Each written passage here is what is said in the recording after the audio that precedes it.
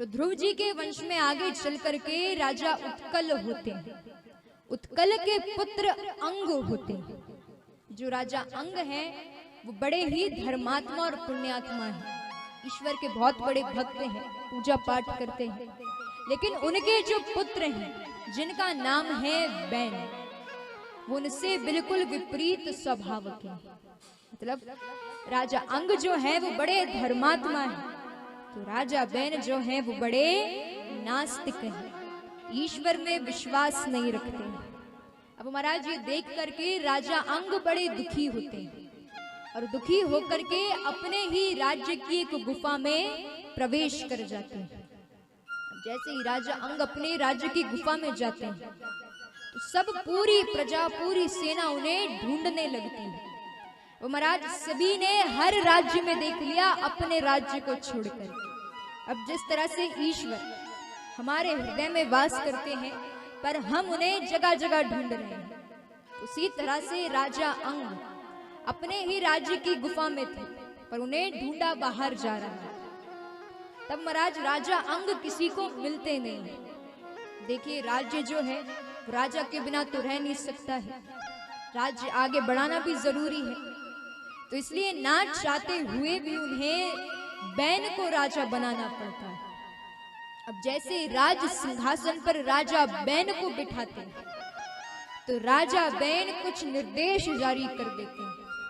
कहते हैं आज से मेरे राज्य में कोई ईश्वर का नाम नहीं लेगा, कोई ब्राह्मणों को भोजन नहीं कराएगा, कोई यज्ञ इत्यादि नहीं करेगा, कोई भी धार्मिक काम नहीं होगा। और यदि इतना ही शौक है, यदि हवन करना है तो वैनाय स्वाहा का हवन करना, भजन करना है तो वैनाय नमः का भजन करना।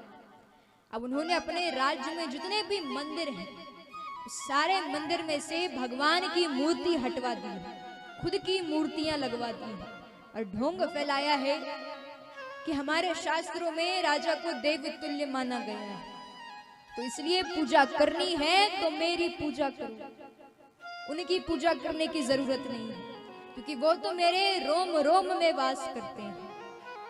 अब महाराज प्रजा बड़ी परेशान है, ये तो अनुचित है। अरे ईश्वर की जगह कोई नहीं ले सकता। राजा बैन का साधारण मनुष्य, वो परम पिता परमेश्वर, अरे कोई मनुष्य कैसे ईश्वर की जगह पर पहुंच जाएगा? ईश्वर का स्थान अपना अलग स्थान है। तो प्रजा परेशान है। अब प्रजा जाए तो जाए किसके पास? क्योंकि देखिए राजा किसकी सुनेंगे?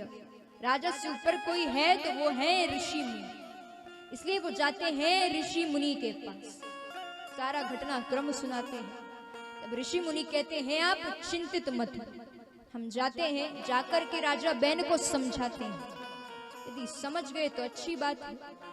तब महाराज ऋषि मुनि राजा बैन के पास जाते हैं।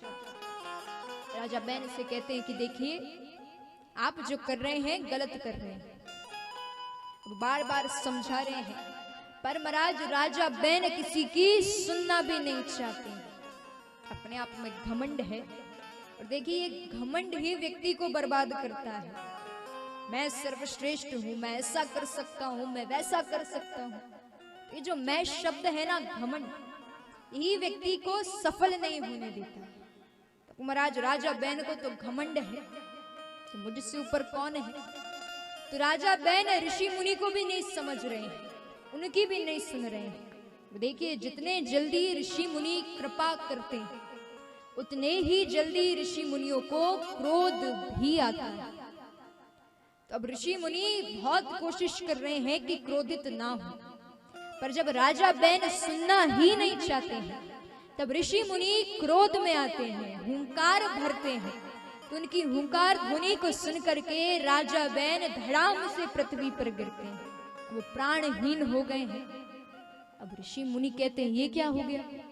अरे हम तो इन्हें सुधारने आए थे, ये तो सुधार गए, अब कैसे काम चलेगा? तो ऋषि मुनि सोचते हैं कि इन्हें हम बताने आए थे, समझाने आए थे, ये तो सीधे सिधार गए हैं। अब महाराज प्रजा फिर परेशान है कि पहले कम से कम राजा तो थे, राज्य आगे तो बढ़ रहा था, पर अब तो राजा ही नहीं है। तो प्रजा फिर ऋषि मुनियों के पास जाती है, कहती आपने उन्हें अपनी हुंकार ध्वनि से उनको प्राणहीन तो कर दिया, प्रभु कुछ तो कीजिए, किसी को तो राजा बनाइए, क्योंकि ये राज्य आगे बढ़ाना जरूरी है, राजा के बिना कैसे काम चलेगा। तब महाराज ऋषि मुनि कहते अरे यदि आप कहो तो हम तो ईश्वर को राजा बना दे, आप बोलो तो ईश्वर को सिंहासन पर बिठा देते हैं। तो प्रजा कहती सच्ची बात कौन सी है।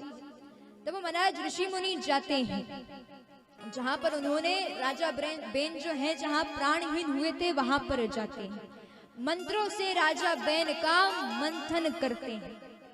तो उसमें से थोड़ी देर बाद एक काला सा निषाद आता है, छोटा सा है, निषाद उत्पन्न होता है। तो पूछता है मैं क्या करूं। ऋषि मुनि कहते हैं चुपचाप यहाँ पर बैठ जाओ। चुपचाप बैठ चुका है। अब महाराज वो फिर से मंथन करते हैं। तो कुछ समय बाद उसमें से एक स्त्री और एक पुरुष का जोड़ा निकलता है। प्रजा पूछती है ये कौन है। तो वो कहते हैं ये जो पुरुष है ये भगवान विष्णु की कला से प्रकट हुए हैं, और ये जो स्त्री है वो माता लक्ष्मी की कला से प्रकट हुई है। और यही आगे चल करके जो पुरुष हैं वो राजा प्रथु के नाम से प्रसिद्ध हुए, और ये उनकी पत्नी अर्ची हुई जो साक्षात माता लक्ष्मी का स्वरूप है। और महाराज ये जो है प्रथु अवतार हमने श्रवण भी करा था, भगवान का 9वां अवतार है। तो प्रथु अवतार धारण करते हैं, चक्रवर्ती सम्राट बन चुके हैं। तो राजा प्रथु को राज सिंहासन पर बिठाया जाता है, उनका राज्य अभिषेक कराया जाता है। तो राजा प्रथु जो है वो राजपाट बड़े अच्छे से संभाल रहे हैं।